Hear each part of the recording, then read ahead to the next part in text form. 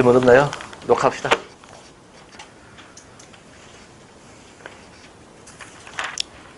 자, 18쪽입니다. 언어의 기능. 자, 언어의 기능. 빨간색 밑줄.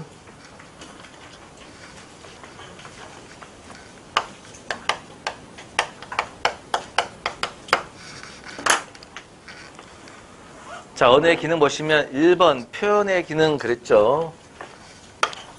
다른 말로 표현적 기능이라고도 합니다. 자, 이건 뭐냐? 책 봅시다. 화자가 그랬죠. 화자 동그라미.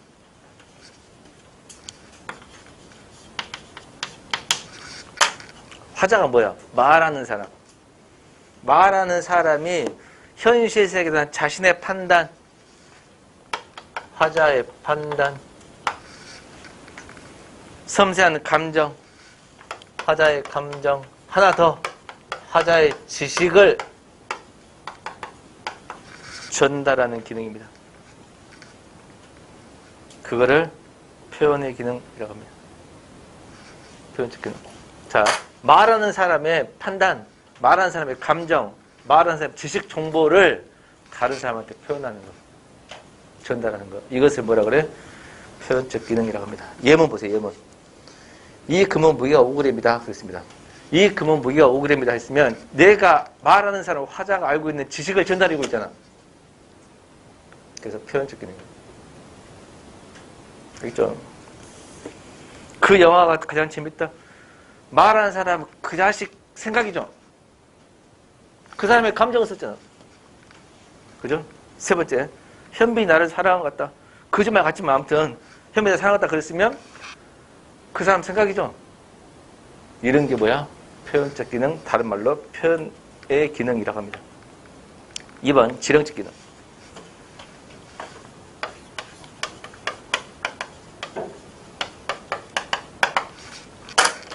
자, 지령적 기능 봅시다. 청자에게 청자, 동그라미.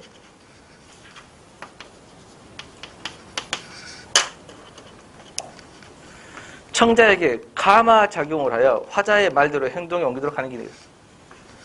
청자에게 특정한 행동을 하도록 하는 기능이에요. 청자한테 특정한 행동을 하도록. 시키는 겁니다, 시키는 거. 지령을 내리는 거야. 다른 말로 명령적 기능이라고도 합니다.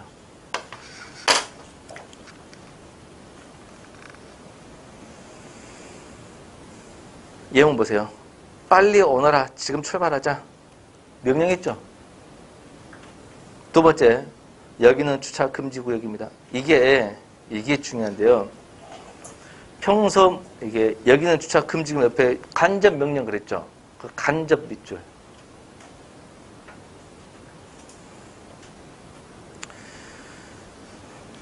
자, 이 문장이 여기는 주차 금지 구역입니다. 이 문장이 옆에 아무 말이 없잖아. 그러면 표현적 기능으로 돼요. 왜 그럴까? 여기는 주차 금지 구역이라는 지식을 전달해주고 있잖아. 그럼 표현적 기능으로 된다니까? 근데 주차를 하지 말라는 뜻으로 말했다면 지령적 기능인 겁니다. 그러면 시험에 나오면 어떻게 풀어야 돼? 어떤 상황인지를 보고 풀어야죠. 상황 파악을 해야 한다 그 말이에요. 어떤 상황인지. 다만 아무 말 없이 간접이란 말 나오면, 간접적 표현이란 말 나오면 그거는 99.99% 지령적 기능이야. 멍했으니까 한 번 더 말합니다. 어떤 표현이든지 간접적 표현 그러면 99% 뭐야? 지령적 기능이라고. 멍하니 있지 마. 한 번 더 말합니다. 멍하니 있지 마라고. 다시. 어떤 문장이든지 간접적 표현, 간접이란 말 나오면 지령적 기능이라고.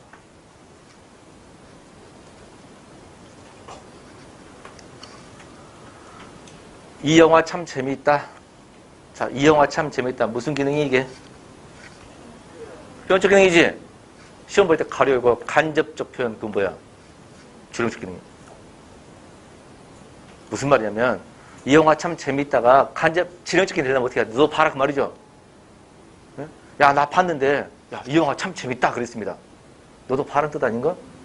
그러면 시험 문제 풀 때 영화를 본 사람이 영화를 안 본 사람에게 영화를 보라는 걸 권유하며 바로 닫고 이 영화 참 재밌다. 그러면 지령적 기능이지. 그렇게 안 된다니까. 그냥 A가 B한테 이 영화 참 재밌다 가려고 간접적으로 말했다 그 말이야. 그럼 속뜻은 다르다는 거죠. 그렇게 공무원 시험이 불친절하다고. 이해된가요?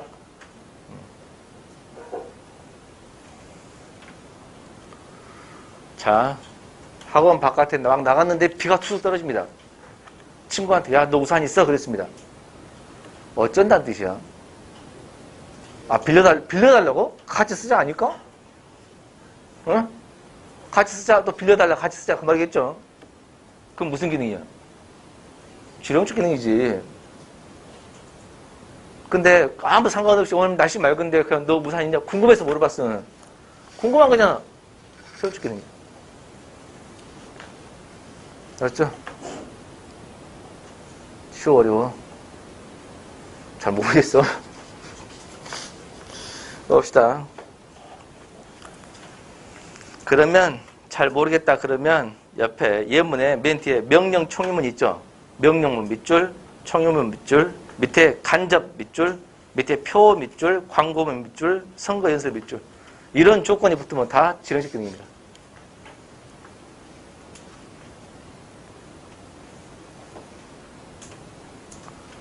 그리고 공부 잘하는 학생과 못한 사람이 꼭 정해진 건 아닌데 주로 공무원 수업 하다 보면 막 받아 적고 열심히 받아 적는 사람들은 뭐 좀 하려는 사람이야. 하나는 좀 가만히 있는 사람이 있어요. 내 눈 쳐다보는 사람이 있어요. 왠지 고수거나 아닌지 멍청한 놈 둘 중에 하나입니다.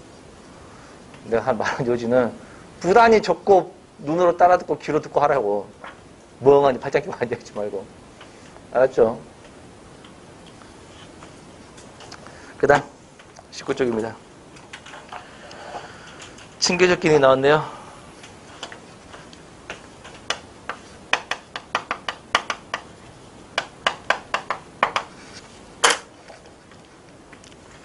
대화를 나누는 사람 사이에 친교가 뭐야? 사귄다 그 말이죠. 사귄 것을 확인하거나 확보하기 위해서 사용되는 언어의 기능이다. 이때 쭉 밑줄 개념적 관습적 의미는 별로 중요하지 않으며 바라 상해에 중시되는 밑줄 인사말이 대표적이다.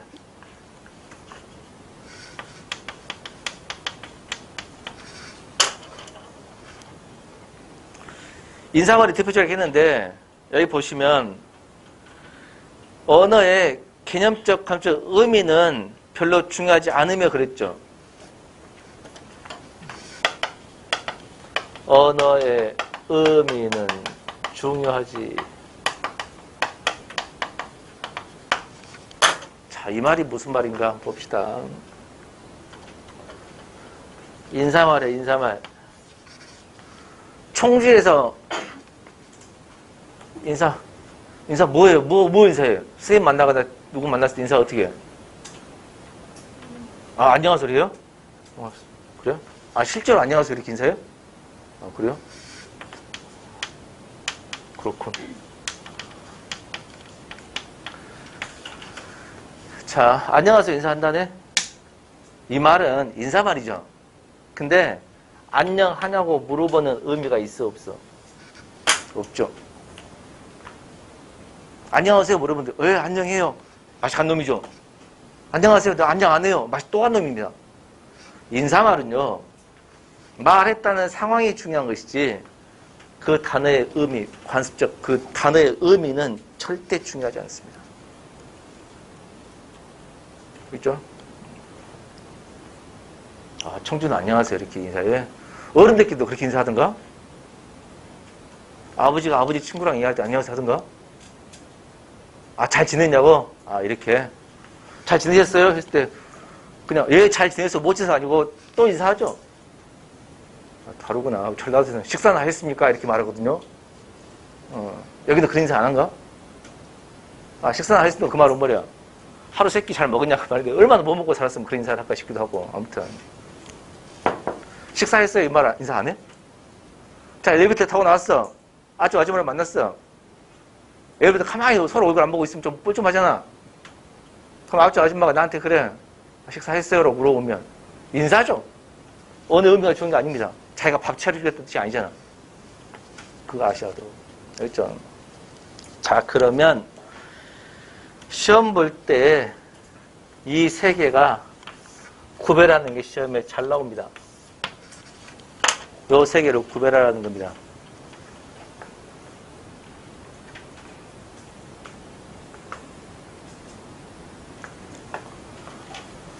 한번 실제로 이제 고등학교 문법 교과서에 나와 있는 예문을 가지고 해보겠습니다.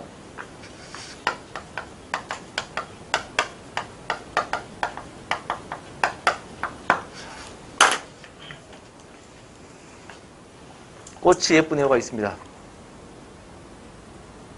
자, 한번 손 한번 들어볼까요? 우리 학교 다닐 때, 나 학교나 고등학교 다닐 때 문법 선생님이 따로 계셨다 들어보세요. 국어 문법 선생님이 따로 계셨다. 없어요? 화작문 선생님이 따로 계셨다 들어보세요. 합법작문 과목을 배웠다 들어보세요. 다시 합법작문 과목이 있었다 들어보세요. 그러면 그 선생님이 그 선생님이요. 그 사람은 합법작문만 가르치는 거야. 이게 돼요? 물론 선생님이 부족하면 여리지에 섞이기도 하지만 물리 선생님은 물리만 가르치잖아. 물론 그 사람이 생물도 가르칠 수 있지만 뭐만 이해돼요? 너희들은 생각이 없는 거야. 합법작문은 기억은 나는데 선생님이 그 새끼였나? 기억 안 나는 거지. 거기에 나와 있는 내용이다 그 말이에요. 봅시다.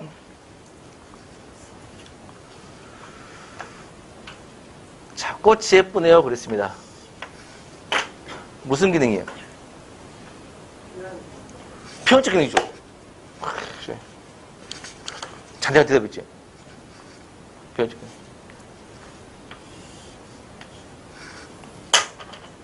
맞죠?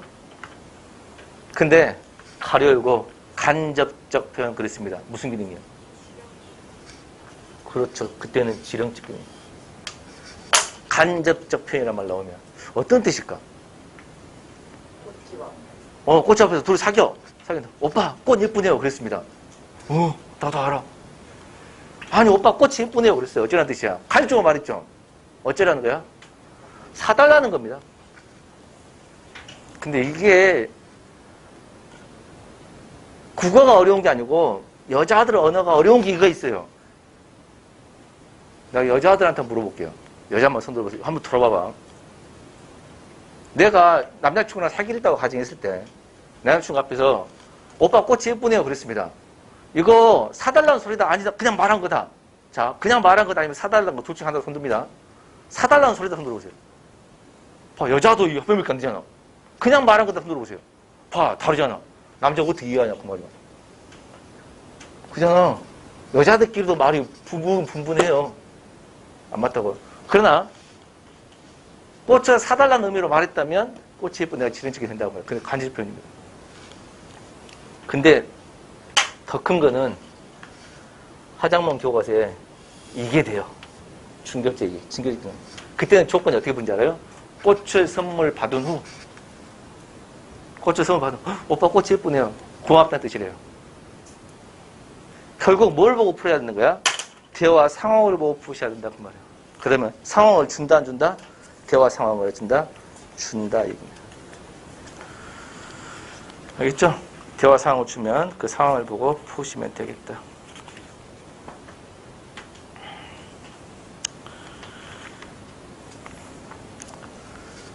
그 다음 4쪽입니다. 4번입니다. 19쪽 4번 표출적 기능.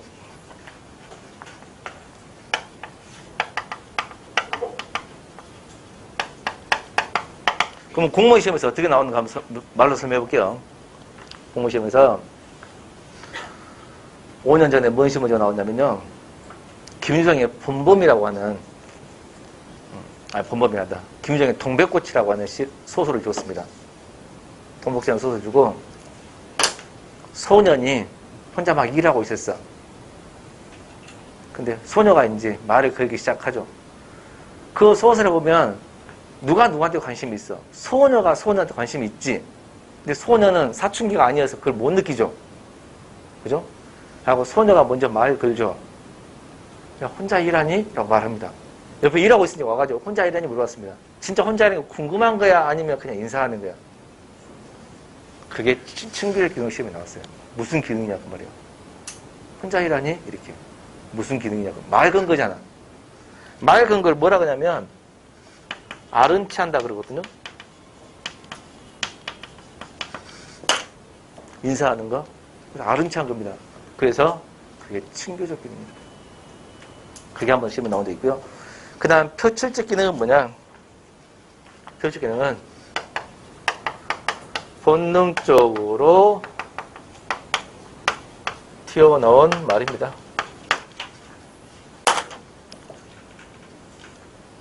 예문 보세요. 아이고, 이거는 나도 모르게 튀어나온 겁니다. 그러면 4번은 표출적 기능은 화자의 말하고자 하는 의도가 있어 없어? 의도가 없음. 말하려고 하는 의도가 없었다고 말이에요. 5번 지식과 정보의 보존. 내가 이런 거 해주면 다 적어야 돼. 그래야 복습이 된다고. 알았죠? 알았지? 적어야 돼. 5번입니다. 지식과 정보의 보존 기능. 이게 지식과 정보를 보존한다고 했는데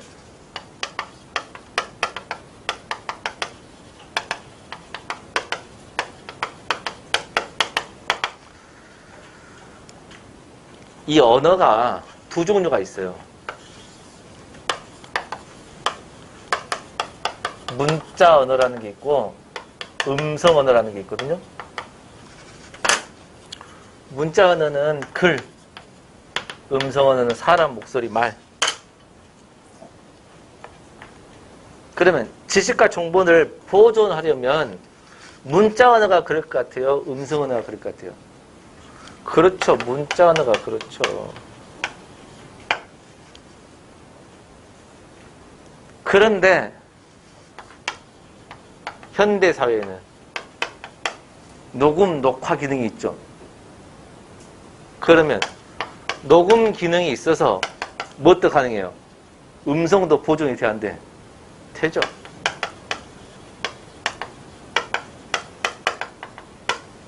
결국 음성 언어가 됐건 문자 언어가 됐건 지식과 정보의 보존 기능이 된다는 겁니다. 6번입니다. 관어적 기능입니다.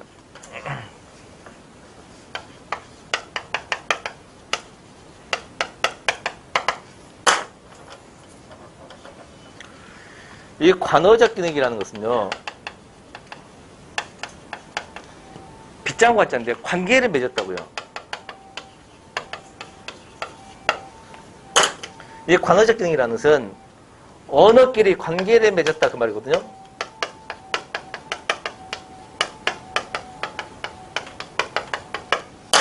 언어끼리 관계를 맺었다. 자, 이 말 뜻을 잘 들어서 책의 내용이 조금 이해가 안 될 거예요. 그래서 내 말 설명을 잘 들으라고 무슨 말인가 보세요. 언어끼리 관계를 맺었다 보시면, 자, 우리 한국말로 나무는 영어로 뭐다가 있지? 뭐가 있어요? 틀이. 한국어의 나무는 영어로 뭐다? 즉 한국어하고 영국어가 서로 관계를 맺고 있죠. 그러면 한국어의 어떤 단어도 영국말로 어떤 단어로도 관계를 맺고 그 단어가 있다 없다? 있다라는 전제가 돼 있죠. 그렇지 않나? 그러면 한국의 어떤 단어도 일본어, 중국어, 아프리카 어떤 말에도 그 단어 말에도 그런 단어가 있을 거라는 겁니다. 그게 관어적 기능입니다. 그게 뭐냐고요? 그렇기 때문에 영어를 배울 수가 있는 겁니다.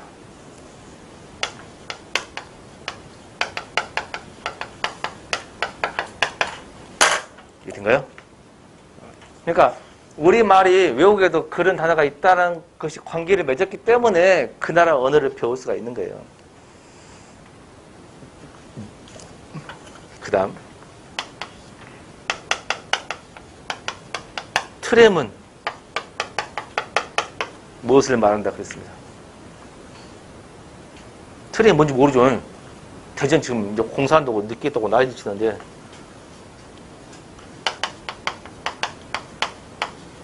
충부장은 자, 충부장이라는 단어가 있습니다. 충부장이라는 단어의 뜻풀이를 하려고 그래요. 충부장은 남의 아버지를 높여 부른 말이다. 그러면 충부장이라는 단어 뜻은 설명할 때 충부장이라는 단어를 빼고 설명해야지. 이게 된가요?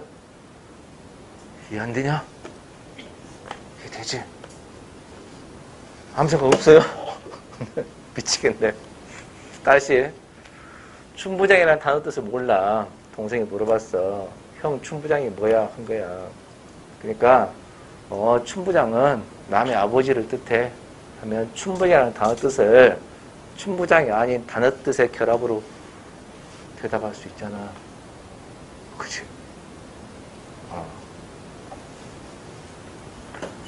그래서 어떤 단어는 그 단어를 뺀 다른 단어의 결합으로 말할 수가 있다. 즉 어떤 단어는 다른 단어로 관계를 맺어갖고 뜻풀이가 가능하다는 겁니다. 그래서 새로운 어휘를 배울 수가 있는 겁니다.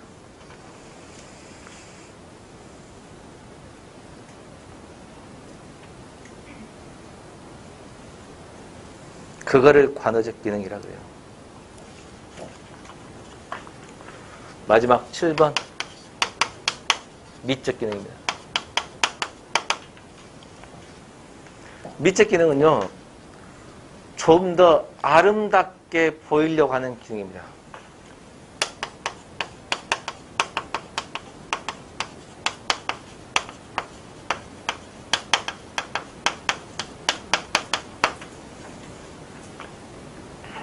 좀 더 아름답게 표현하는 겁니다. 자, 책에 있는 걸로 예를 한번 들어볼게요. 바둑이와 순이라고 해도 틀린 말은 아닙니다.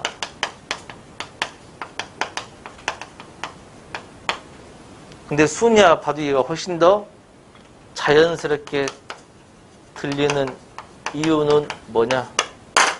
미적 기능 때문에 그럽니다. 왜 그러냐면요, 우리말은 띄어쓰기라는 게 있잖아.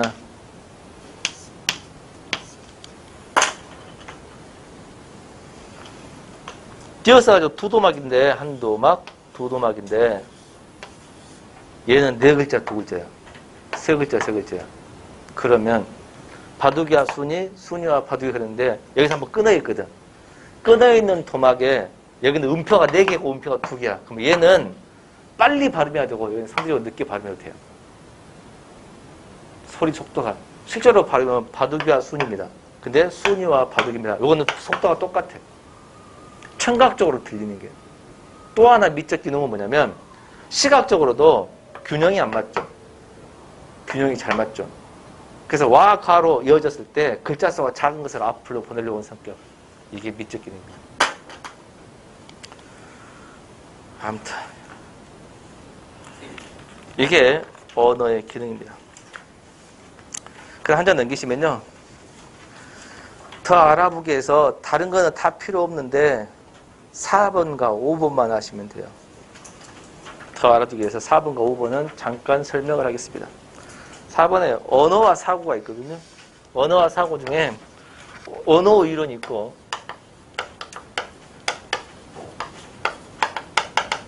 사고 이론이 있다. 이 두 가지 이론을 간단히만 설명합니다. 보세요.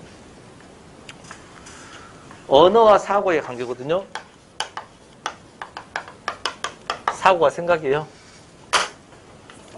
즉 언어가 사고를 지배할까? 아니면 생각이 언어를 지배할까? 이겁니다. 언어가 사고를 지배할까? 생각이 언어를 지배할까? 이거거든요. 두 가지 의견이 팽팽히 맞서요. 언어학자들한테. 그러면 시험에는 어떻게 나오냐? 다음 중 사고 의론에 해당을 고르시오. 언어 의론에 해당을 이렇게 나올 수도 있고요. 다음 중 언어와 사고에 관한 이론인데 그 견해가 다른 하나를 골라라. 그러면 세 개는 언어 이론인데 하나가 사고 이론 골라라. 이 뜻이거든요. 자, 설명합니다. 예전에는 간호원이었어요. 근데 의사처럼 간호사라고 명칭을 바꾸면 의사처럼 간호사도 대접을 해줄 것이다. 명칭을, 이름을 달리 바꾸면 그 사람을 대접해 줄 것이다. 라는 것은 그래서 간호원에서 간호사로 호칭과 지칭을 바꾼 겁니다. 이거는 무슨 의료니까요?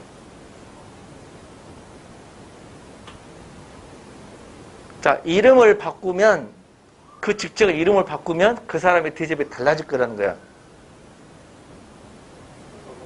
언어 이론이죠. 옛날에는요, 국민학교였어요. 지금 뭐라 그래요? 초등학교라고 그러죠. 국민학교가 뭐의 줄임말이에요? 황국식민학교 줄임말이죠. 이게 일제시대 쓴 말입니다. 황국식민학교인데, 광복이 된 지가 언젠데 아직도 황국식민이냐? 아니다, 그 말이야. 그래서 뭐로 바꾸면 좋을까 하다가 중등, 고등이 있으니까 초등으로 하면 어쩔까 해서 그렇게 바뀐 겁니다. 그러면 학교 이름을 바꾸면 일제의 잔재에서 벗어날 거라는 거야. 그래서 바꾼 거야. 언어 이론이야. 내가 택배를 배달해요. 근데 택배 상자에 받느니 김아름 그랬습니다. 그럼 받는 사람이 여자일 것 같아, 남자일 것 같아? 아름다운 여자일 것 같은 착각이 들죠. 김아름이가 남자일 수도 있죠. 근데 받는 사람 이름을 보고 아, 여자일 것이라 착각하는 거야. 이것도 뭐야? 언어 이론이야. 알겠어요? 자, 그러면 이제 반대입니다. 시험에 합격했어요. 합격의 기쁨을 말로 표현할 수 없어요. 합격의 기쁨은 말로 표현할 수 없어요. 뭐야? 사고 이론이죠. 기쁨을 언어로 다 표현 못한다는 뜻입니다. 이해된가요? 이거를 해줘요, 이걸 해야 돼. 공무원 시험 문제가 노력형의 지식 문제가 있고 방금처럼 생각하게 하는 문제가 있고 수능형 문제가 섞여 나와요. 전에는 문제의식, 지식만 물어봤거든요. 그렇게 물어보는 공무원 뽑는 시대가 지나버린 거예요. 생각하는 공무원을 뽑는 거지. 두 개를 하셔야 됩니다. 좀 어렵죠? 도표로 그려줄게요.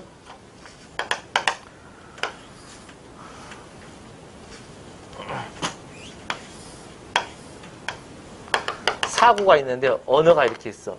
생각을 다 못 담아. 그럼 이건 뭐야? 사고 이론. 반대로 언어가 있고 그 안에 사고가 있어. 이건 뭐야? 언어 이론. 요거는 사고 이론. 이게 언어 이론.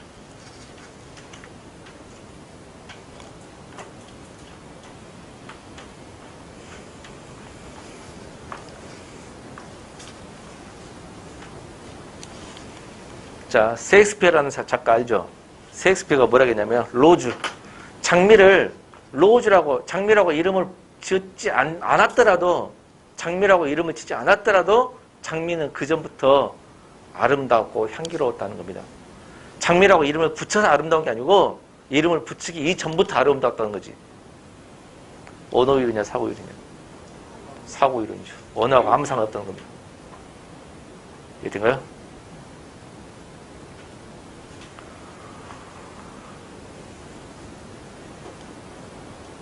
라듐 처음 발견한 사람이 누구예요? 퀴리 부인. 방사선이. 자, 방사선을 놔두면 퀴리 부인이 처음 발견하기 전에도 있었어, 없었어? 있었어. 원래 있었다고. 근데 있었어. 사람들은 그 존재를 몰랐지. 근데 퀴리 부인이 연구해가지고 아, 이런 게 방사선 물질이 있네? 눈에 안 보이지만 치명적이네? 라듐이라고 이름을 지어야지. 하고 라듐이라는 게 명칭을 했거든? 이런 게 있다고. 그때부터 존재한 거지. 그러면 이름을 짓기 전에는 없었어. 이름을 지으니까 존재한 거야. 무슨 언어냐? 언어 이론. 됐어요. 그렇게 맞춰야 돼요. 그 다음 마지막 5번입니다. 5번은 음성어나 문자어 특성인데요. 음성어는 뭐야? 말로 하는 거죠. 문자어는 글로 하는 거지. 말과 글의 특징입니다. 그거는 읽어보시면 알 텐데, 딱 하나만 기억하시면 돼요. 시간과 공간이 제약이 심하면 음성이야, 문자야. 제약이 심하면 음성. 그 시간, 그 장소가 아니면 못 읽잖아. 못 듣고. 알았죠? 넘깁니다.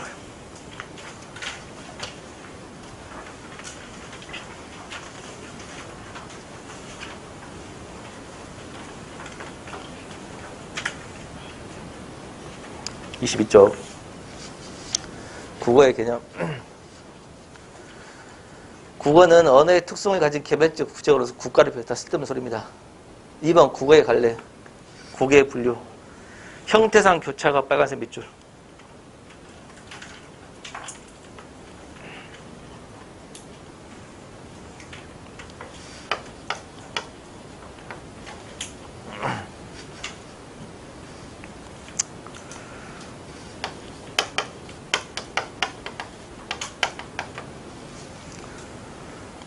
세계 각국의 언어를 나라마다 뭐라 하냐면 국어라 그래요.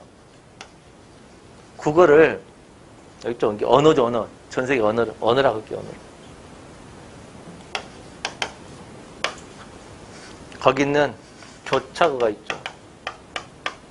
그다음 뭐가 있어요? 굴절어, 고리버.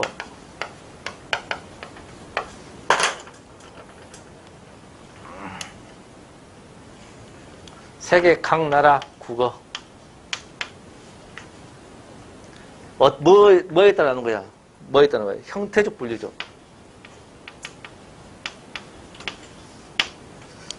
형태상 분류, 형태적 밑줄. 전 세계 국어를, 전 세계 각 나라에 있는 국어를 크게 네 종류로 나뉘거든요. 자, 교차어는 대표적인 한국어, 우리나라 국어라고 적을게요. 굴절어는 대표적인 게 영어입니다. 고리버는 대표적인 게 중국어고요. 포화버는 에스키모어인데,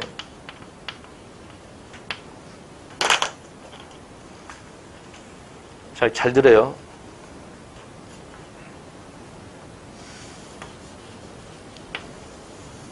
우리 한국어가 형태상 교차가 해석한다. 우리 한번 형태상 교차 어떻게 나오냐면 이 네 개 언어의 특징을 설명해 줄게요. 교착이란 말이 어렵죠. 쉬운 말로 하면 부착이라 그래요. 부착이란 말 알죠? 붙었다고, 부착했다고. 그래서 교착어를 부착어라고도 합니다. 그러면 어떤 거에다 붙였어. 붙이면 더 늘어났죠. 다른 말로 첨가어라고도 이야기를 하는데요.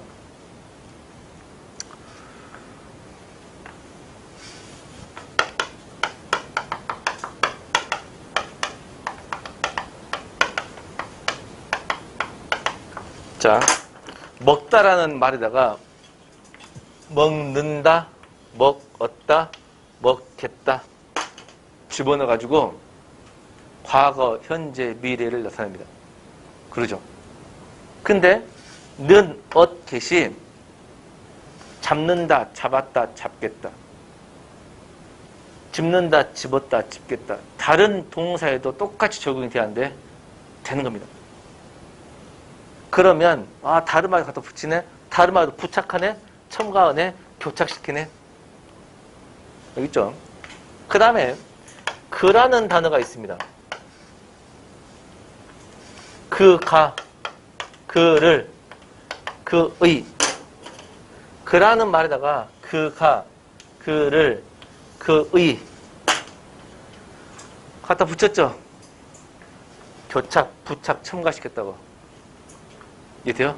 우리말은 그렇다는 겁니다. 그러면 가를, 의를, 학교가 학교를 학교의, 친구가 친구를 친구의, 아버지가 아버지를 아버의, 다른 말에도 갖다 붙여 안 붙여? 붙였다 뗐다 마음대로 가능하다. 그런 언어를 교착하라 그래요. 자, 여기서 뒤에 엄청 잘 나오는 언어 용어 하나를 가르쳐줍니다. 보세요. 먹다를 보시면 먹고, 먹지, 먹은, 먹어서, 먹은 이렇게 있거든요. 이때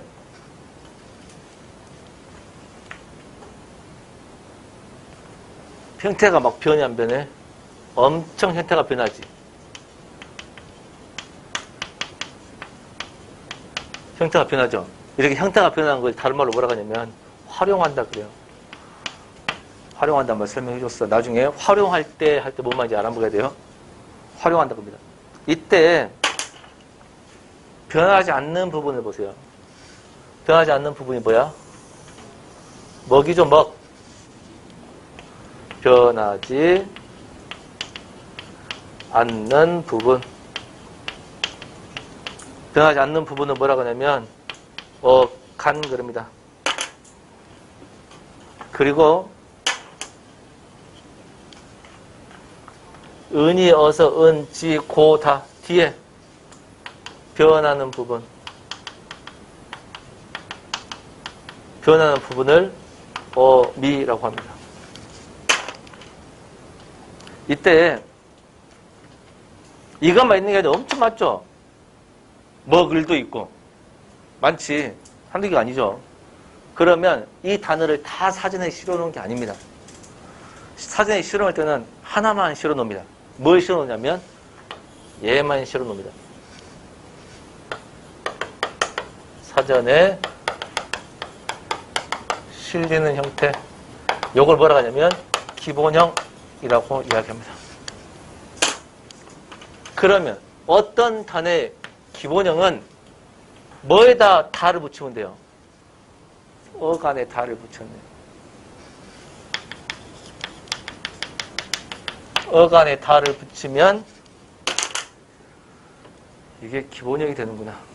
작년 지방직 문제입니다. 재작년 국가직 문제고요. 기본형이 뭐냐 물어봤습니다.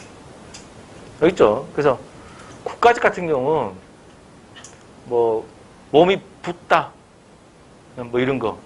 그래서 기본형이 뭐냐 물어본 거. 있죠. 그래서 기본형이 맞냐 틀냐 물어본 적 있습니다. 그러니까 기본형이라는 것은 막 활용을 해봐야 돼.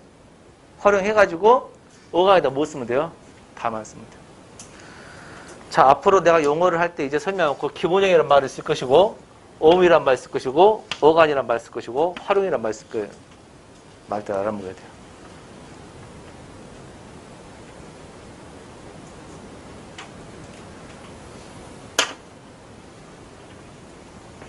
그러면 이 교차가라고 하는 것은 정리하면 어간에 뭐를 붙여? 어미를 붙이죠.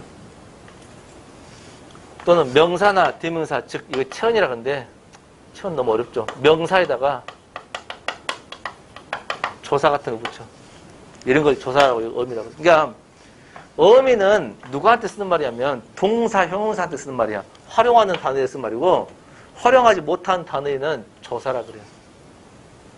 그러면 우리의 말은 어미나 조사를 앞에다가 갖다 붙이죠.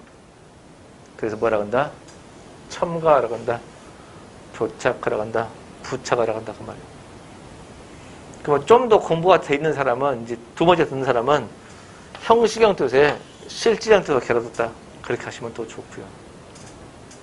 알겠죠? 아직 체언이란 말, 용어이란 말 안 배웠기 때문에 이렇게 쓴 겁니다. 그런데 영어를 보시면요. 자, 영어를 볼게요.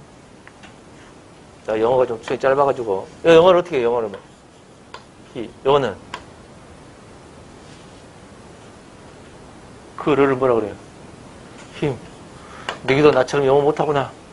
이 은병을 놈들. 그 일을 뭐라 그래요? 이렇게. 요건 나도 몰라요. 요것만 좀 아니다. 먹다만. 혹시 아는 사람? 여기 차이 아는 사람? 몰라요. 근데 또 다를 겁니다. 그러니까 이 단어가 바뀌어. 이게 바뀌고. 그러면 여기서 보세요. H가 그고, E가 가고, 이미 느리고, 이스가 의인가? 분리가 안 돼. 분리해서 딴 거에 집어넣을 수 없어. 막 이렇게 바뀌는 걸 외워야 돼, 바뀐 거. 이걸 뭐라 그러냐면, 뭐라 그래요? 막 바뀌는 걸 뭐라 그래요? 외워야 돼요. 몰라요? 잠깐만, 뭐라 되는 거야? 어형 변화라 그러죠. 어형 변화를 일으킨 게 굴절어입니다. 그러면 차이가 뭐야? 굴절어는 문법을 나타내는 말이 있긴 하지만 분리가 안 되지. 어형 변화를 일으키죠.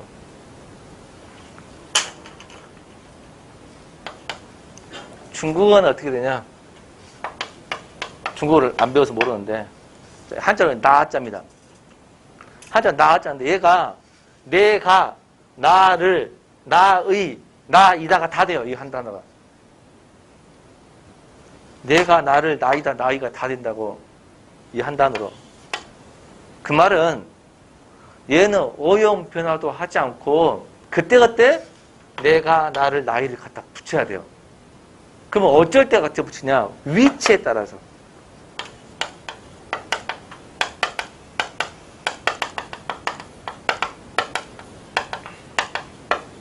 문법을 나타내는 형태로 결정됩니다. 그러니까 다시 얘는 문법을 나타내는 조사의미 같은 것이 없어요. 없이 그냥 위치에 따라서 그걸 갖다 집어넣어 맞추는 겁니다. 얘는 어용분사 때문에 사는 거고. 화어는요, 한 단어가 곧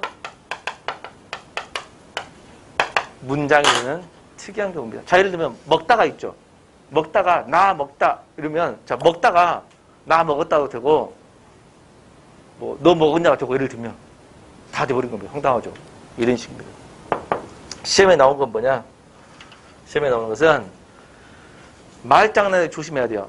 세계 언어, 즉 국어의 종류를 형태상 나누거든. 국어의 종류를 형태상 나눴을 때 우리는 뭐에 속한다? 교차가에 속한다. 교차가는 뭐다? 조사나 어미를 부착, 첨가, 교착한다. 알겠죠? 어려운 변화 일으키지도 않는다? 굴절을 하면 안 된다. 끝입니다. 엄청 중요해요. 그 다음 23쪽입니다. 2번 개통상 알타 여족 그랬는데요. 그거는 할 필요가 없습니다. 왜 할 필요가 없는지 설명해 줄게요. 이거 봅시다.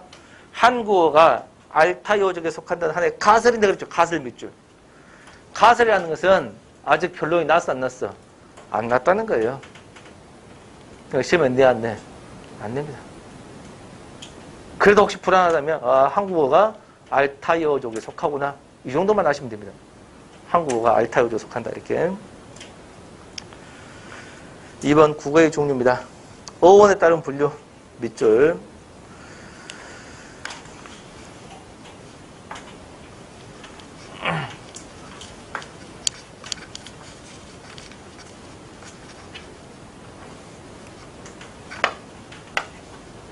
국어 어원에 따를 때. 아까 국어를 형태상 나눌 때 얘는 국어를 어원에 따라 나눌 때 국어를 크게 두 개로 나누거든요. 어떻게 나오냐면 고요로 나누고 외래어로 나눕니다. 외래어는 다시 귀화어로 나누고 차용어로 나눕니다. 그러면 결국 세 종류네. 고유어, 귀화어, 차용어. 외래라는 것은 외국어에서 왔다는 그 말이거든요. 외국에서 들어온 말이라는 뜻인데, 자, 먼저 귀하고 차용어 차이만 설명해 줄게요. 자, 버스란 말과 밀크란 말이 있습니다. 둘 다 외국에서 들어왔죠. 둘 다 여기서 들어왔습니다. 근데 버스는 우리말이 뭐예요? 따로 없죠. 그게 귀화어야. 따로. 근데 밀크는 따로 우리말이 있어 없어? 우유가 있죠. 우유. 그죠? 그러면 차용어입니다. 다시 말겠죠? 차용어를 외국어라고 이야기를 하죠. 그러면 이제 우리말화 되어 있는 귀화어가 뭐뭐 있냐? 첫 번째, 한자의 손말, 만주 여진족의 손말, 몽골의 손말, 일본의 손말, 서구 외래어서 온 말. 보모에서 요걸 외워야 돼요. 요거.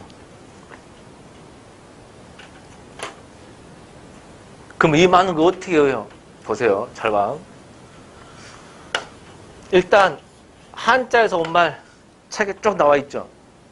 한자를 쓰라는 말이 아닙니다.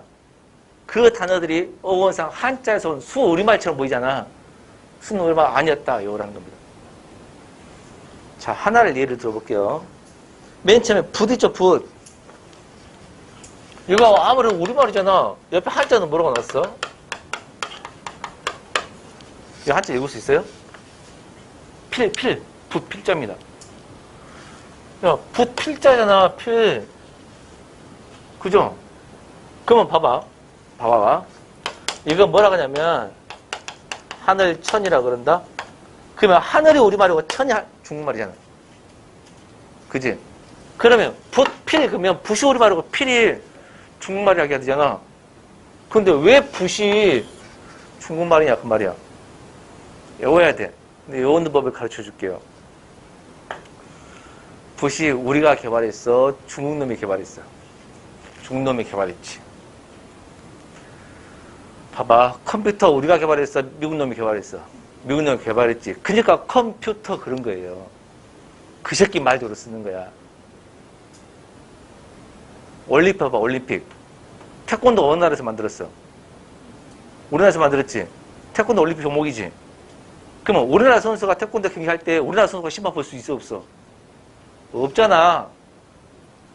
그럼 다른 나라가 심판 보지? 그럼 다른 나라 심판, 외국인 심판 볼 때 가만 보세요. 어느 나라 말로 말을 해요? 경기를 해요? 한국말로 하잖아. 어? 몰라요? 그래서 그 나라 말로 해야 돼. 중국이 붓을 처음으로 개발했어. 중국놈이 이렇게. 근데 이 필자가 중국 발음으로 풋 이렇게 발음해요. 풋 이렇게.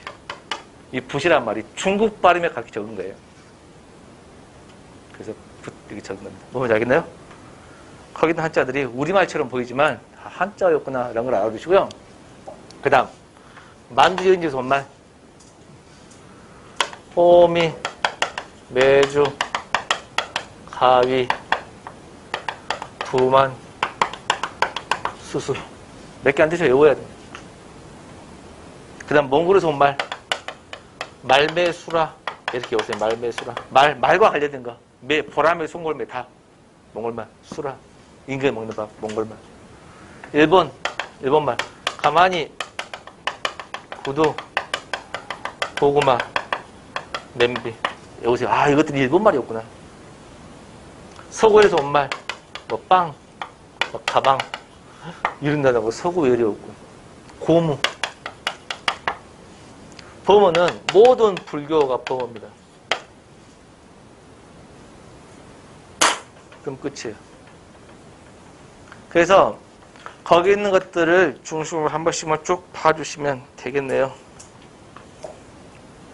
다만 맨 밑에 차용 한번 봐보세요. 차용해 보시면 카드, 타이어, 밀크, 다다미, 닥터, 아르바이트에서 특이한 게 있죠. 카드가 있죠. 카드는 따로 우리말이 있어 없어? 없지. 그럼 어디로 가야 돼요? 기화로 가야 되죠. 그죠? 근데 이 카드가 어떤 카드일 때 그러냐면요. 신용카드 할 때 카드는 우리말 따로 없어요. 근데 진료 기록 카드 이런 말 들어봤죠? 진료 기록 카드는 진료 기록한 서류라는 뜻입니다. 그럴 때는 외국말이죠. 그 뜻을 말한 거고요. 타이어, 밀크, 다다미, 밀크, 아르바이트. 근데 이 중에서 아르바이트도 보세요. 아르바이트 따로 우리말 있어 없어? 없죠. 근데 공무원 시험의 채점 기준이 뭐냐면요. 공무원 채점이 국립국어원 표준국어 대사전이에요. 그래서 어떤 시험 문제 나오면 뭐 논란이다, 답이 여러 가지다, 다 개구랍니다. 딱 나와요. 문학작품 해석 빼고는. 여기는 답이 한 방에 나온 겁니다. 논란 될 수가 없어요. 그래서 여러분들이 공무원 시험 합격할 때까지 어떤 국어와 관련된 모든 걸 찾을 때 국립국어 표준국어 대사는 검색에 찾아야지 네이버 사전, 다음 사전, 뭐 위키 백과사전 찾으면 절대 안 됩니다. 다 틀려요. 보면 되겠죠? 이거는 종이가 아니고요. 인터넷판이에요. 인터넷 사전이에요. 종이 사전은 없어요. 이렇게 기준이에요. 근데 이 기준으로 따지면 이 책이 나올 때까지만 해도 아르바이트를 뭐라 했냐면 부업이라고 했어요. 부업. 근데 국립국어원이 실수한 거죠. 아르바이트가 직업이 따로 있고 부업인가? 아니죠. 본 직업을 못 구해서 임시로 하는 거 아니에요? 그래서 뜻이 바뀌었어요. 그래서 아르바이트가 임시로 일하는 직업을 해가지고 아르바이트가 뭐가 됐어요? 차용 아니고 귀화로 바뀌었습니다. 그렇죠? 그럼 선생님이 이렇게 표준어가 바뀌나요? 1년에 4번씩 바뀌어요. 계속 공부해야 돼요. 있죠? 그래서 아르바이트 같은 경우는 나중에 이제 빠집니다. 그렇게 보시면 되겠네요. 여기까지 좀만 쉬었다 하겠습니다.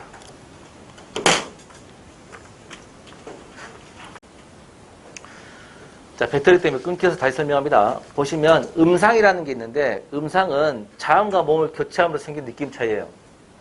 그러면 음상의 차이로 자음을 바꿨거나 모음을 바꿔가지고 뜻이 점점 커져. 의미가 커져. 느낌이. 근데 뜻은 똑같아. 뜻은 똑같은 느낌이 커져. 근데 의미가 달라지기도 해. 의미가. 자음을 예사소리에서 거선소로 바꿨더니 완전히 딴 말이 돼버렸어요. 덜어낸 거하고 털어낸 거하고 좀 다르잖아요. 그죠? 이제는 자음이 아니고 모음을 바꾸면 맛과 멋이 있네요. 아를 어로 바꿨더니 느낌 차이만 있는 게 아니고 단어 뜻 자체가 달라져 버렸죠. 그죠? 이렇게 자음과 모음을 교체해가지고 느낌 차이만 있기도 하고 뜻까지 차이가 있기도 하다. 그 정도만 아시면 돼요. 그 정도만. 알겠죠? 넘깁니다. 26쪽.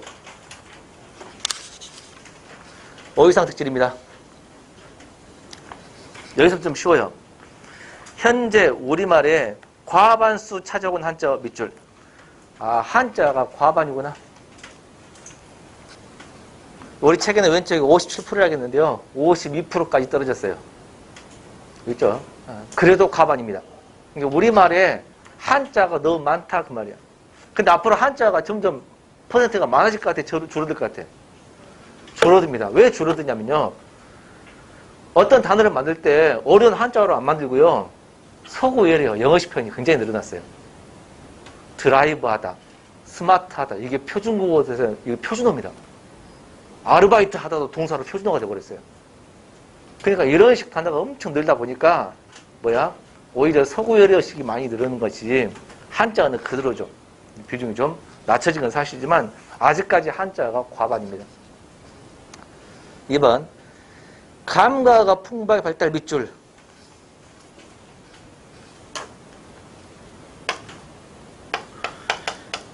감각어가 발달했다. 자, 이게 뭔 말이냐면요. 감각이 뭐냐면 시각, 청각, 후각, 미각, 촉각을 감각 그러고 감각어라고 하면 시각을 나타내는 단어, 청각을 나타내는 단어 이런 것들을 감각어라 그래요.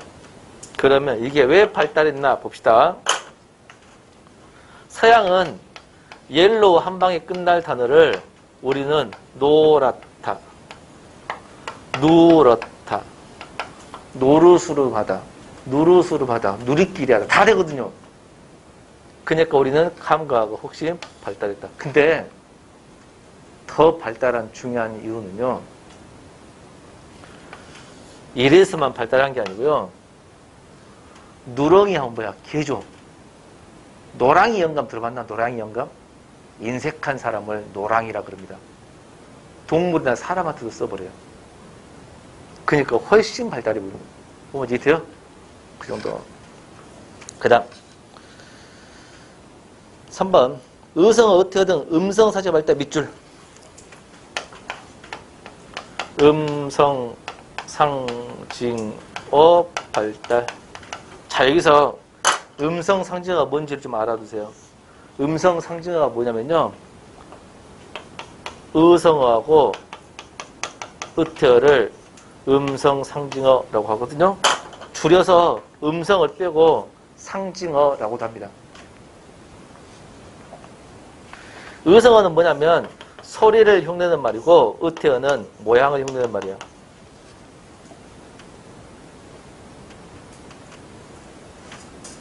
자, 그러면 말랑말랑 의성어일까 의태어일까? 말랑말랑 의태어겠죠? 멍멍은 뭘까요? 의성어죠. 반짝반짝은 의태어겠죠? 반짝반짝 의태어. 멍멍 의성어. 개굴개굴은 뭘까? 의성어. 뻐꾹뻐꾹 의성어. 그죠? 알겠죠? 이렇게 발달했다고. 자, 여기서 보세요. 우리말의 의성어 의태어 발달한 것이 이해되는데 다른 나라 말이 이 말이 없을까? 영어에 반짝반짝 멍멍 없을까요? 있지 않나? 일본은 없을까요? 중국은 없을까요? 아프리카는 없을까요? 다 있지. 근데 우리는 왜 발달했냐가 중요합니다. 그 이유를 아셔야 돼요. 우리 의성 의태어 있잖아. 우리 의성 의태어는 소리 모양만 흉내내는 것이 아니고 자, 반짝반짝하는 물건을 뭐라 그래요? 반짝이. 멍멍 짖는 동물을 멍멍이. 이게 표준어예요. 반짝이 멍멍이. 깜빡깜빡하다. 깜빡이 좀 켜라. 깜빡이. 다 표준어가 됐습니다. 심지어는 표준어가 안 됐는데도 사람이 만들었어요. 보글보글 있죠. 보글보글. 라면 뽀글이 그래요. 보글보글해요. 뽀글이라고 해버리면. 그러니까 표준어도 아닌데도 막 만들어 써버립니다. 그러니까 의성 의태어를 가지고 사람, 사물, 물건에 다 갖다 붙여버립니다. 그래서 발달했다는 겁니다. 자면 안 돼. 차지 마. 그 다음 4번입니다. 친족관계를 나타내는 의가 발달했으면 자, 친족어가 발달했대. 친족어.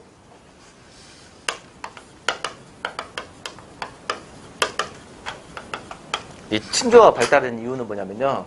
우리는요. 연애 결혼이 아니야. 친족끼리 결혼이야. 이해돼요?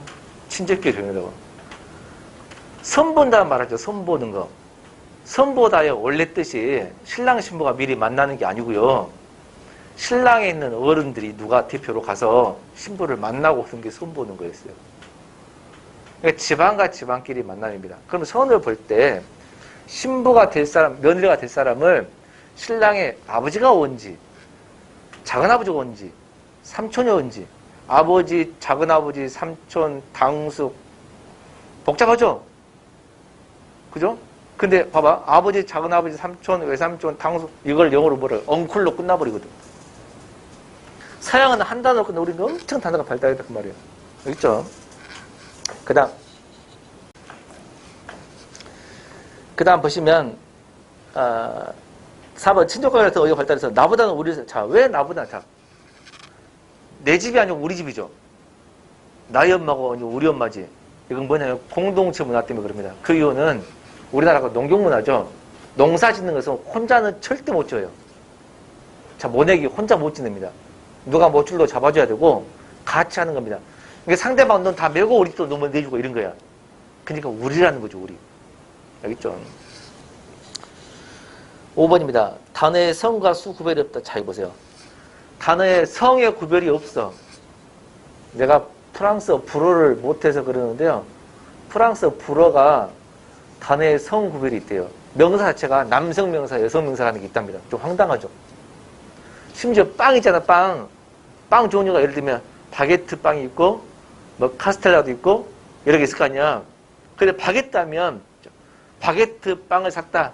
그것은 이르잖아. 근데 프랑스 말로는 그는 이렇게 받는 거야. 좀 황당하지 않아요? 내가 프랑스 말 잘 몰라서. 단어 자체가 남성에서 왜 말? 우리는 그게 성 구별이 없다고. 알겠죠? 저 뒤에 관계대명사, 관사, 접속사 거의 중요합니다. 접속사가 없다는 게 중요합니다. 이거 함정입니다. 접속사는 없고 옆에다 씁니다. 접속 부사는 있습니다. 접속 사람 품사는 없고 접속 부사가 발달했다.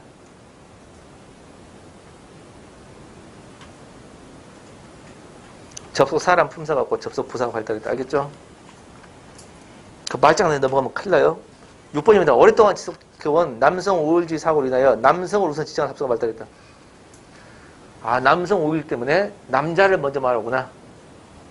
남편과 아내. 부부 보세요. 부부. 부부는 앞에 남편부, 아내부. 이래요? 남자를 먼저 말하구나. 그럼 서양은 여자를 먼저 말하냐? 그런 것 같아요? 그런 경향에 강하죠. 레이디 퍼스트가 바르죠. 레이디스 젠틀맨 그러거든요. 서양은 여자를 먼저 말하는 경향이 있는데 우리는 남자를 먼저 말합니다. 3번입니다. 문법상 특질입니다. 1번 첨거 교차 의미로 조사 의미든 문법이 더 발달했다. 아까 조사 이야기했죠. 명사 뒤에 붙는 게 조사. 동사용사 어간 뒤에 붙은 게 어미 그랬죠. 그런 게 발달했다. 2번 중요한데요. 꾸미는 받는 말 앞에 오면 밑줄 치고요. 자 봐. 예쁜 책이 있습니다. 그러면 꾸며주는 말을 수식어라고 하거든요. 꾸미를 받는 말을 필수식어 그럽니다. 그러면 예쁜이 책을 꾸미자. 근데 책 예쁜이라면 안 돼. 안 되잖아요. 그럼 여기서 꾸며주는 말이 꾸미를 받는 말 앞에 오면 이 말은 수식어가 필수식어 앞에 오면 돼. 여기서 중요한 것은 항상이란 말을 쓰세요. 항상 꾸미는 말이 꾸미는 말 앞에 오면 항상이란 말이 들어가야 됩니다. 그 다음 주어 목적어 소스로 주어 보어 소스로 등 그 다음 밑줄 서술어가 맨 끝에 오는 미괄형 구조를 지닌다 밑줄. 아하, 서술어가 맨 끝에 오구나. 서술어가 맨 끝에 오는 미괄식 문장이구나. 미괄식이라는 것은 미괄식이라는 주제가 맨 뒤에 있다. 서술어가 주제거든요. 3번 단어 양습법이 발달했다.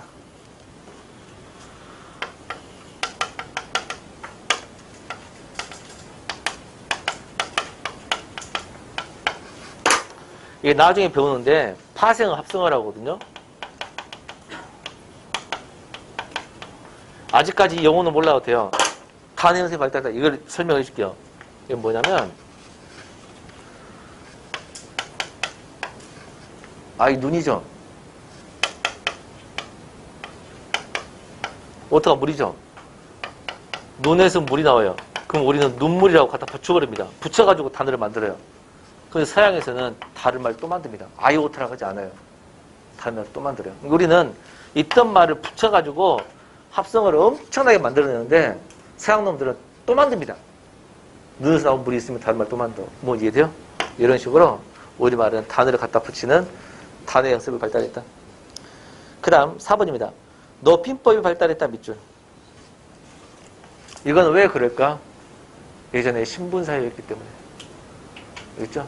그럼 뭐 신분사회였던 나라들은 대부분 높임법이 복잡하겠죠. 그 다음 이 높임법도 뒤에 다시 배울 거예요. 자세히 배운 것은 5번입니다. 한 문장에 주어가 2개 이상 들어갈 수 있고 이 말은 주어가 연속도 됩니다. 연속 2개가 있을 수도 있고 주어 목적어 저 뒤에 조사 생략이 거기 밑줄 조사 생략이 됐다 밑줄 굉장히 중요한 말입니다. 여기서 우리말 특징에 어미는 생략이 안 돼요. 어미는 생략할 수 없지만 조사는 생략이 가능함. 조사는 생략이 가능하구나. 무슨 말이냐면 학교에 갔단데 학교 갔다가 된다고. 밥을 먹었단데 밥 먹었다가 된다고. 그렇죠? 나는 학교에 간다는데 나 학교 간다가 된다고. 그렇죠? 근데 어미는 생략하면 안 돼요.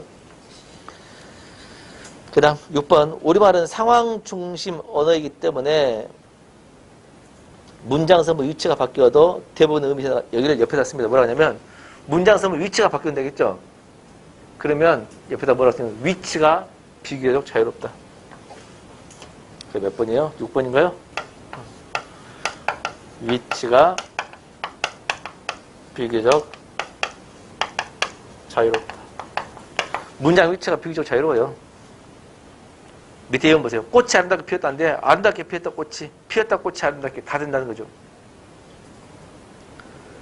그 다음 7번입니다. 서술어 행위 주체를 밝히지 않는 경우가 많다.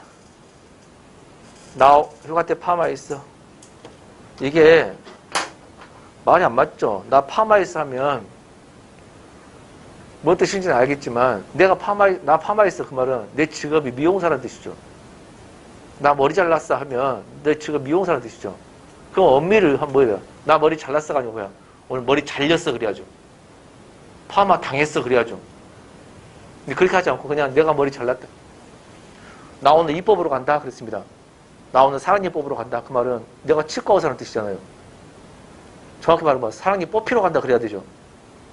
이 말은 주체를 당연히 알 때는 안 밝힐 수가 있다 이런 뜻입니다. 뭔지 알겠죠? 그 다음 27쪽입니다. 국어의 순화. 순화가 안 나온 지는 꽤 됐습니다. 법원직이 재작년에 시험에 나오고요. 일행직 기준으로 안 나온 지 엄청 오래됐습니다. 그렇죠? 자, 국어의 순화가 뭐냐? 국어의 순화라는 것은요. 우리가 36년간 일제 지배를 받았잖아. 그래서 일본 말들이 많이 들어와 있어. 뭐 와르바시, 뭐 와사비 뭐 이런 단어. 닭구왕 이런 말 쓰지 말라고. 그래서 우리말로 바꿔 쓰라. 알겠죠? 그런 뜻이고요. 그 다음에 우리 힘으로 광복이 된 게 아니고 솔직히 까놓고 말하면 유엔군 중심으로 광복이 됐잖아요. 그러니까 유엔군의 가장 큰 비중을 차지했던 미국 중심으로 됐기 때문에 영어 잘하면 괜히 있어 보인 그래서 콩글리시라고 하잖아요. 어법에 맞지 않는 미국식 표현을 써가지고 안 맞는 것들 이런 것들 다 쉽게 바꿔라. 또는 역사적으로 안 맞거나 무슨 대로 바꿔라 이런 겁니다. 그리고 어려운 말을 쉽게 바꿔라 이런 거예요. 그래서 밑에 보면 일본 말을 쉽게 바꿔라 이런 건데 그냥 읽어보시면 돼요. 알겠죠? 쭉 읽어만 보세요.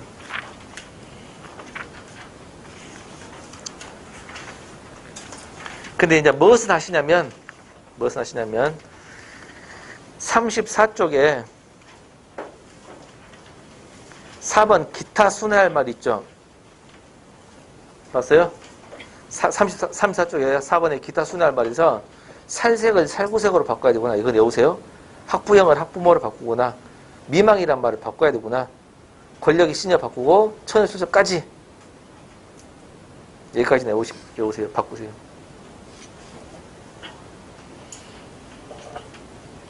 그거 왜 바꾼지 알아요? 설명 간단히 해줄까요? 실제로 스타킹 살 때 살색 스타킹 없습니다. 우리 한국에. 살색 크레파스가 없습니다. 살색 물감이 없어요. 아예 안 만듭니다. 알겠죠?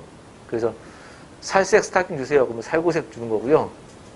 살색 크레파스 주세요. 그러면 살구색 크레파스를 주는 겁니다. 왜 그럴까? 왜 살색이 없어졌을까? 지금은 다문화 가정이죠.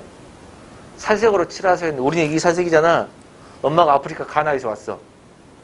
그럼 그 사람은 살색이 뭐야? 흑갈색이죠. 그렇지 않나? 살색이라는 단어 자체가 다른 나라 민족을 받아들이지 않겠다는 뜻이거든요. 인종차별이죠. 그럼 백인이었으면 살색이 화이트지. 그래 안 그래? 그래서 인종차별에 대해서 이 말을 뺐고요.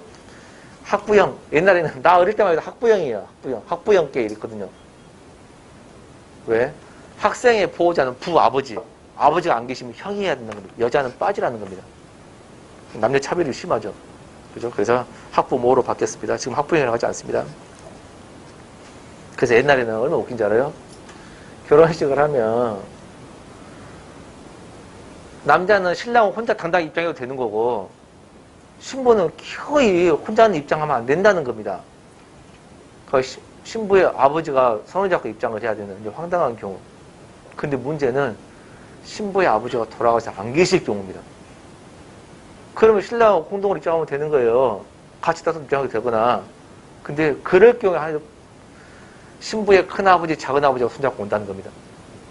근데 문제는 신부의 큰아버지, 작은아버지 없으면 엄마가 손잡고 오면 되잖아. 여자는 빠지라는 거야. 옛날 결혼식이. 그래서 신부의 오빠가 손잡고 옵니다. 근데 신부의 오빠가 없잖아. 남동생 손잡고 와요. 그래서 옛날 예식 보면 새파랗게 젊은 놈이 신부 손을 잡고 오는 경우도 있습니다. 진짜 황당하죠. 다 이게 그런 겁니다. 학부형 이런 것 때문에. 지금은 그러지 않죠. 그 다음에 미망인. 장례식장에서 이제 미망이란 말 안 쓰죠. 국가에 쓰지 말라고 해가지고. 미망이란 말은 안 좋은지 알지? 미자는 무슨 미자야? 안일 미자고 망자가 사망, 죽을 망자입니다. 그러면 남편이 죽으면 여자는 따라 죽어야 돼요, 아내는. 근데 미망, 아직 사망하지 않은 사람이라는 뜻입니다. 굉장히 엄마를 무시했죠. 그래서 그런 말 쓰지 말아서 안 쓰고요. 권력이 안 좋은 말을 왜 여자만 쓰냐고. 그래서 권력의 앞잡이. 처녀, 총각 출전이라는 말 없거든. 왜 처녀만? 그 전에 한 번도 한 적이 없는 이런 뜻이야 되냐 그 말이야. 초출전으로 바꿔라 이런 뜻입니다. 뭔지 알겠죠? 그 다음에 안 나왔지만 과거에 아주 오래전에 잘 나왔던 것이 더 알아두기 법률용어 순화 있죠. 이건 아주 옛날에 잘 나왔던 겁니다. 최근은 잘 안 내니까 스트레스는 안 받아도 되지만 내년에 준비해야 되기 때문에 한 번 정도는 읽어보세요. 뜻만 이런 뜻이구나 정도만. 알겠죠? 넘깁니다. 그 다음 36조 북한의 언어가 나와 있잖아요. 북한 언어는 장담컨대 내년에 내지 않습니다. 북한의 언어가 시험에 딱 한 번 낸 적이 있거든요. 김대중이하고 김정일이하고 손잡고 이렇게 정상회담 할 때 그때 한 번 냈어요. 통일된 줄 알고요. 그때 제가 통일될 줄 알았어요. 통일돼요? 안 냅니다. 통일되면 북한 말도 알아야 되기 때문에 한 건데 북한어 시험법이 아니에요. 알겠죠? 만약에 이 김정은이하고 문재인이하고 통일을 한다고 선언하면 이제 시험법에 들어갈 수 있습니다. 알겠죠? 알겠나? 그럴 수는 있겠지만 지금은 없죠. 안 하셔도 됩니다. 자, 여기까지 해서 1단원 끝이 났네요. 그죠? 자, 2단원 하기 앞서서 끊어서 갈 텐데 혹시 질문 있나요?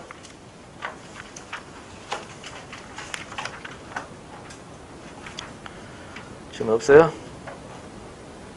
문제 하나만 풀어볼까요? 다 풀기는 그렇고요. 문제 하나만 1번만 풀어볼까요? 38쪽 봅시다. 38쪽. 언어의 기능과 내용을 잘못 작지은 것. 1번만 봅시다. 38쪽 1번. 1번 물을 엎쳐서 애구멍이다 그랬습니다. 나도 모르게 튀어나왔죠. 본능적으로. 표출적 기능 맞나요? 맞죠. 2번 엘리베이터 안에서 이쪽 아줌마께 오늘 날씨가 정말 춥네요. 그냥 인사말이죠. 친교적 기능 맞나요? 맞죠. 학교에서 쌤한테 선생님 이 책이 너무 재밌어서 가져왔어요. 이거를 가마적 기능으로 보면 재밌어서 가져왔대. 그러니까 이게 선생님도 보세요라고 한다면 빌려주게 보세요 한단 말은 가마적 기능이 돼야 안 돼? 가마적 기능이 될까? 자, 선생님 이 책이 너무 재밌어서 가져왔어요. 이건 세모죠. 가마적 기능이 뭔데? 지령적 기능이거든요. 쌤 너도 읽어보세요 라는 뜻인가요? 그럴 수도 있고 아닐 수도 있죠. 세모. 호칭어. 남편, 남동생은 시동생이라고 한다. 과도적 기능. 맞아요? 100% 맞죠? 그러면 3번이네요. 쌤도 읽어봐라는 게 아니고 나 이렇게 해서 갖고 왔다라고 하는 자기 생각을 나타내는 뭐라 그래? 표현적 기능이죠. 그죠? 시험 볼 때는요. 이렇게 애매한 건 되지 않습니다. 그래서 애매한 건 냈다 하더라도 나머지 3개가 확실히 맞는 거니까 3번은 애매하죠. 그럼 그게 답인 거죠. 뭐 알겠죠? 쉬었다 하겠습니다.